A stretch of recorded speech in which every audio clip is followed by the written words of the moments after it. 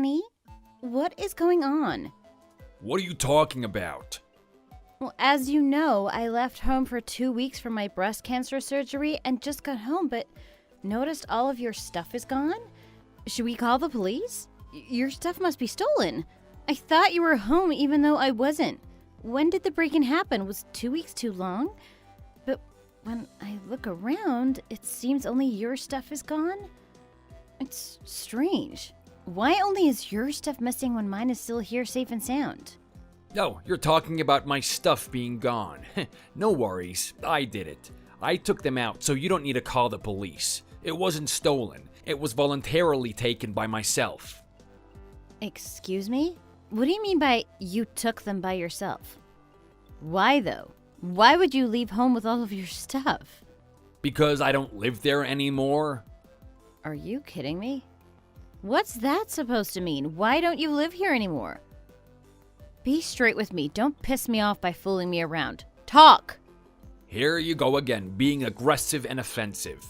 This must be the reason why you got cancer. Why can't you be gentle and tender just like other women? Indeed, when it comes down to it, personality plays a pivotal role in shaping our lives and influencing the outcomes we experience.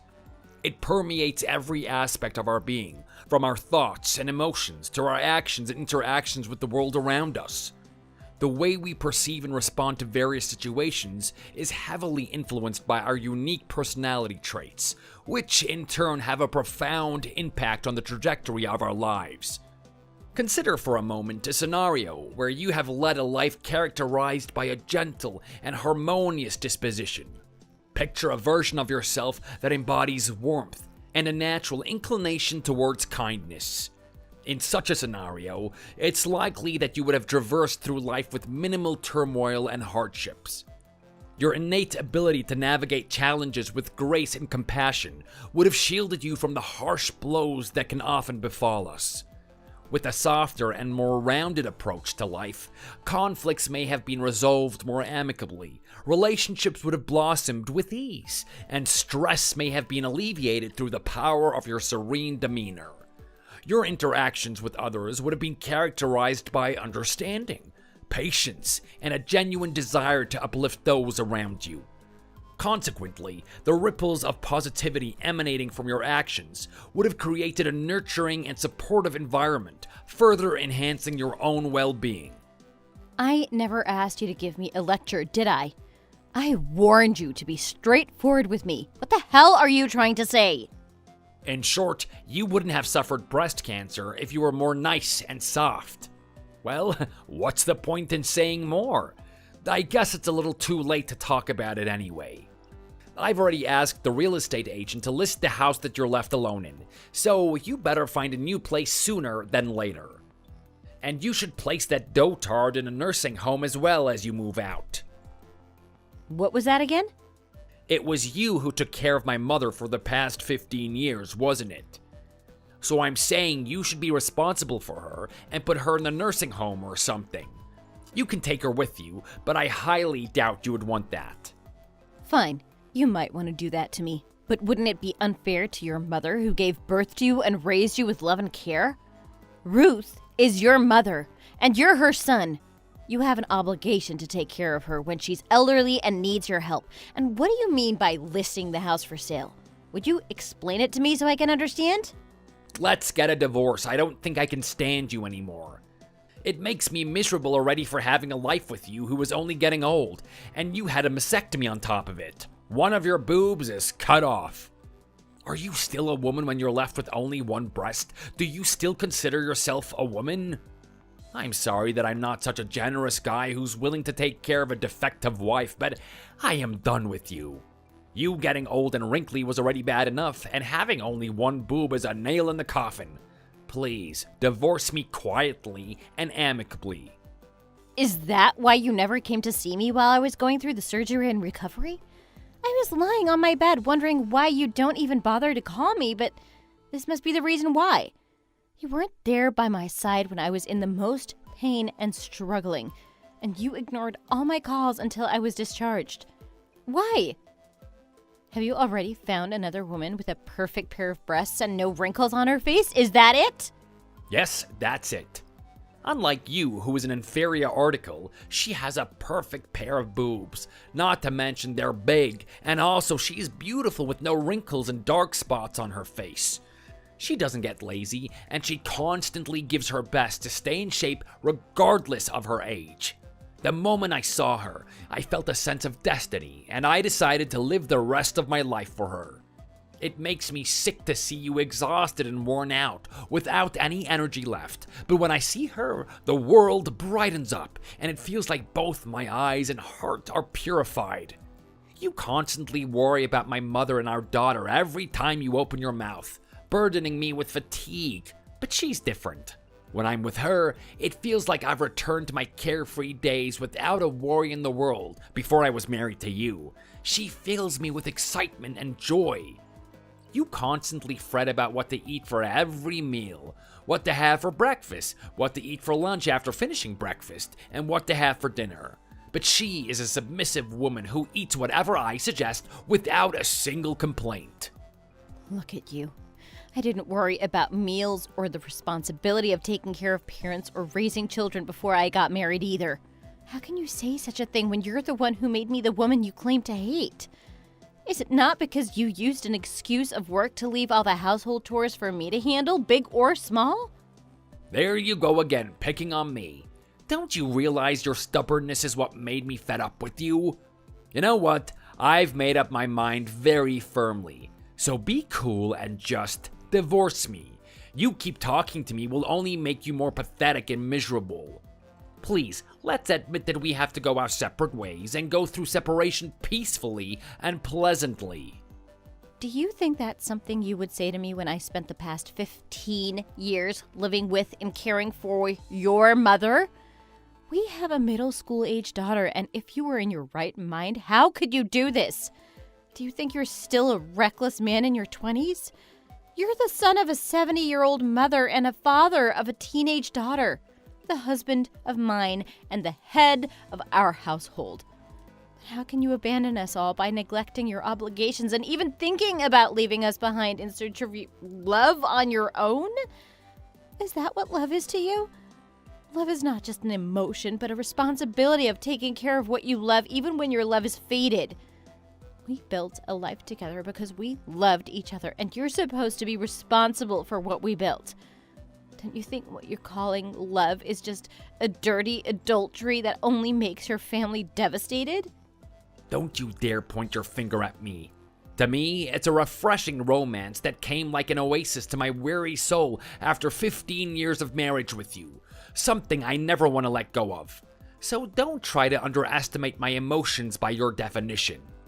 Whatever you say or how you beg, it's all just useless now. Just realize it and stop clinging so desperately. Let's get a divorce and get the hell out of my house. No, wait! You didn't dare to touch my makeup products and lingerie in my room, did you? I bought them before I went through the mastectomy and put them in the closet without unwrapping them. Why can't I find them? Oh, them? I gave them away to my girlfriend. Well, considering your taste and that you don't buy anything particularly expensive, and the fact that they were just sleeping inside the closet, I thought they were unnecessary for you, so I just gave them to her. Whatever they are, I am sure they'll look much better on her than you. Are you insane? Are you out of your mind? Bring them back to me immediately! I really didn't want to be so mean, but why would you need such glamorous lingerie when you only have one boob? Only one boob and fancy lingerie never match each other, don't you think so? Who would bother looking at a pig with a pearl necklace around its neck, even when the necklace is so expensive and impressive? What's the point of putting on high-end makeup products on your pathetic face that's covered with wrinkles, dark spots, and freckles all over? Through careful consideration and discernment, I have ensured that these valuable possessions find their rightful place in the hands of someone who can truly appreciate and make the most of their inherent beauty and worth. It has been my mission to match the exquisite nature of these items with an individual who possesses the taste, style, and appreciation necessary to truly cherish and showcase them. I only did what I had to do, so let's just call it a day for this matter. You're nuts. through careful consideration in your dreams. Falling in love with another woman really makes you crazy, doesn't it? I can't express enough how deeply you don't understand the true significance of a mastectomy for a woman. I am shocked and deeply affected by the sense of loss more than anyone else. I'm essentially losing my femininity because of my illness. I finally had the opportunity to reflect upon my own reflection in the mirror after I was diagnosed with breast cancer. It was in that vulnerable moment that I noticed my own vulnerability, feeling a sense of fragility that brought tears to my eyes. I went through a journey of self-discovery, investing my hard-earned money into lingerie that symbolizes self-care and self-love. It was a gesture meant to reclaim my identity and find solace amidst the physical and emotional challenges I faced. While I was preoccupied with the care of your mother and our household responsibilities, supporting you and raising our child, I failed to recognize the personal sacrifices I made myself and neglected my own needs.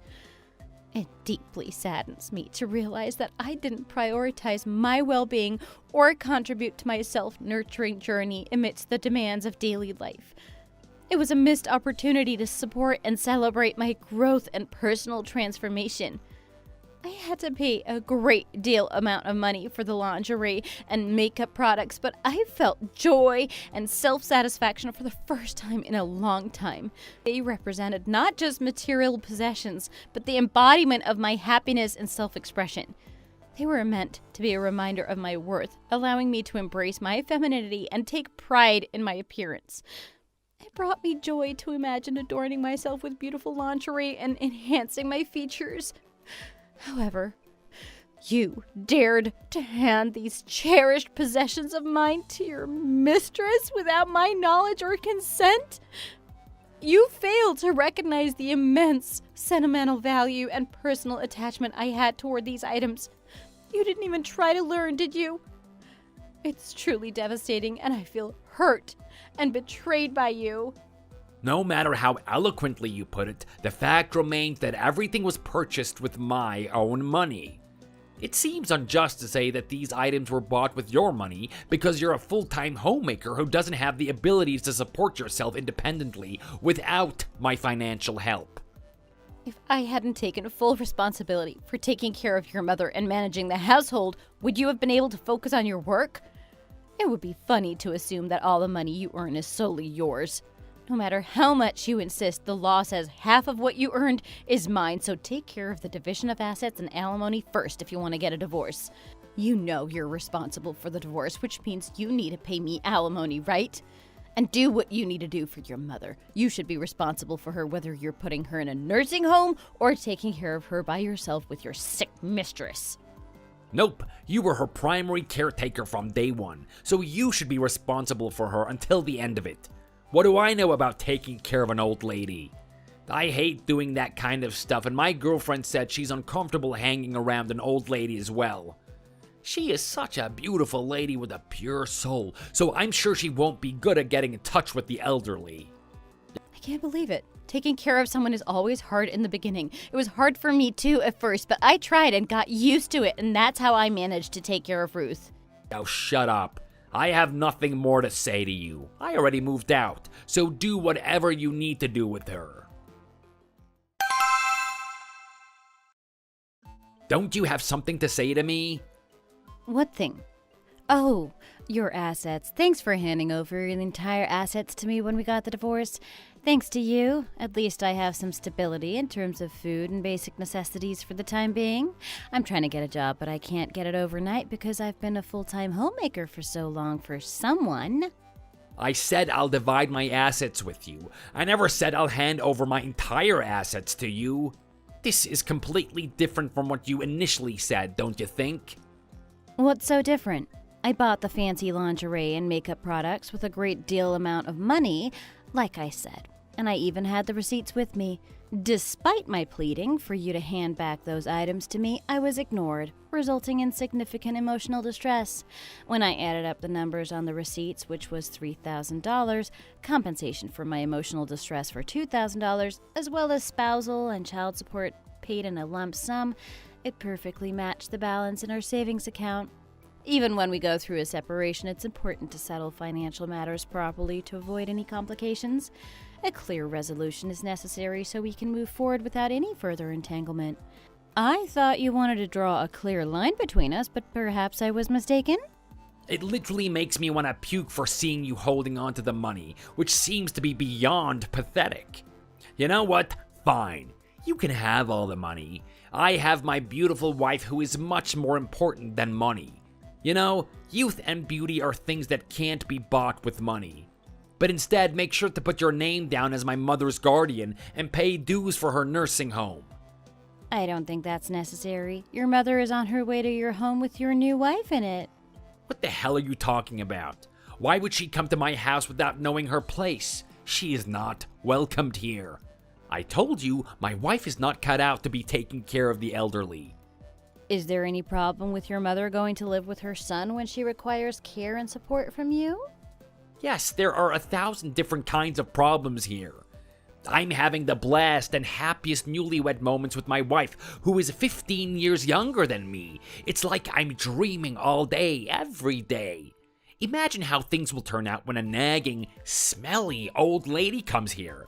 My dreams will be shattered into a million pieces. I thought that was your definition of marriage, wasn't it?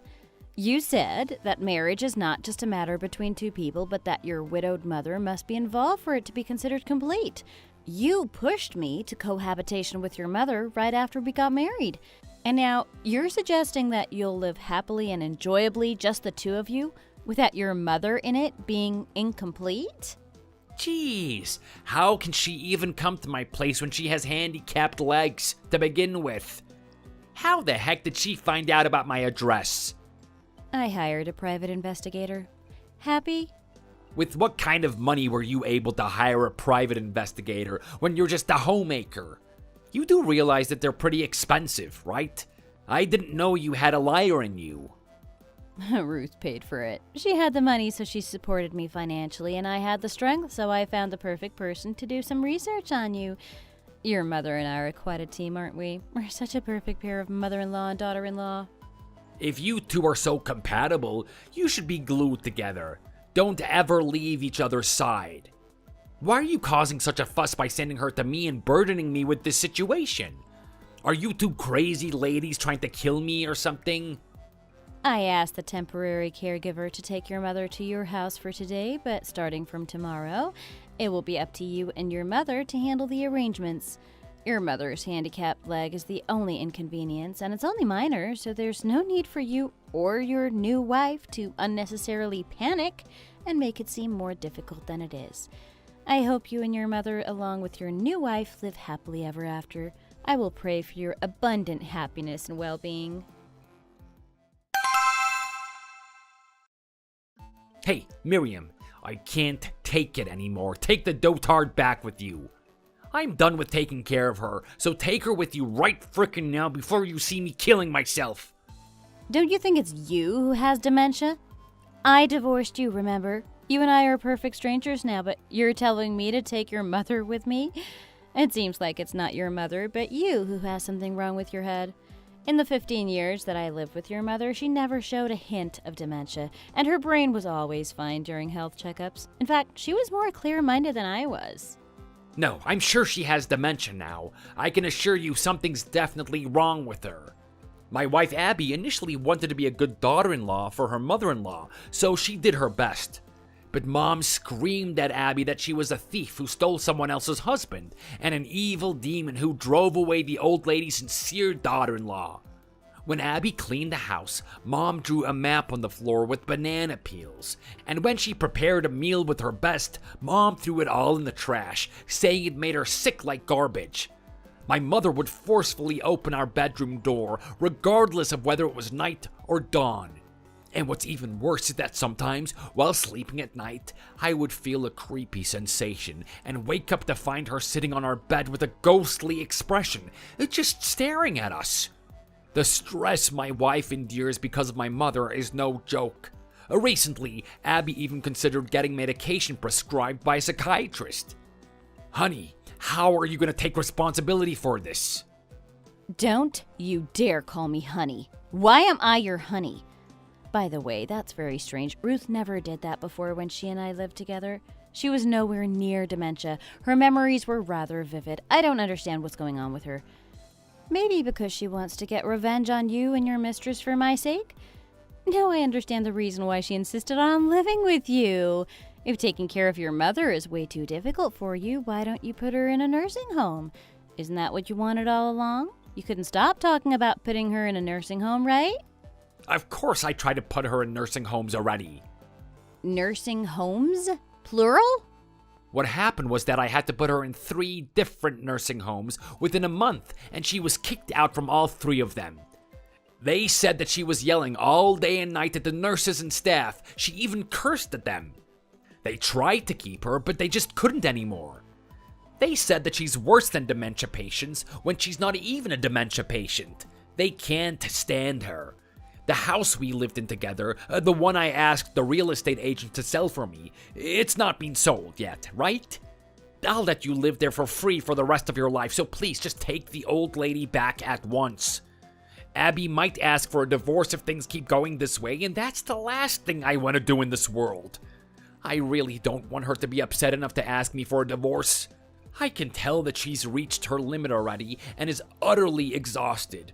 Oh, I am so scared right now. I don't understand why I need your permission for me to live in my own house. What? Why is that your house?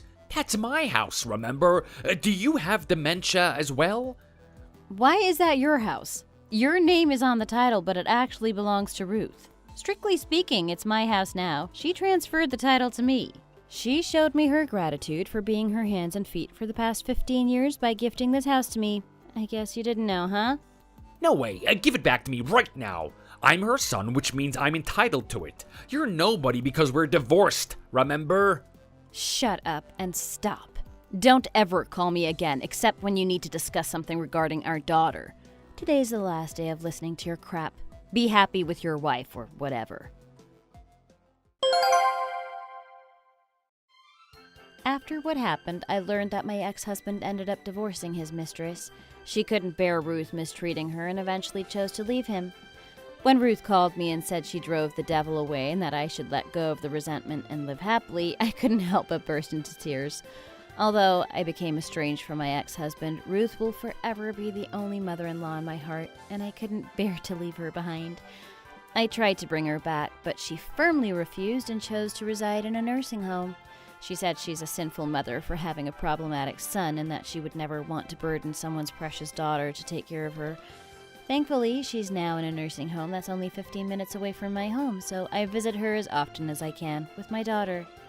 I feel grateful that despite everything, Ruth and I can maintain a relationship because of my daughter. Do y'all think the same way? Thanks for watching. If you liked the video, please like and subscribe for more videos.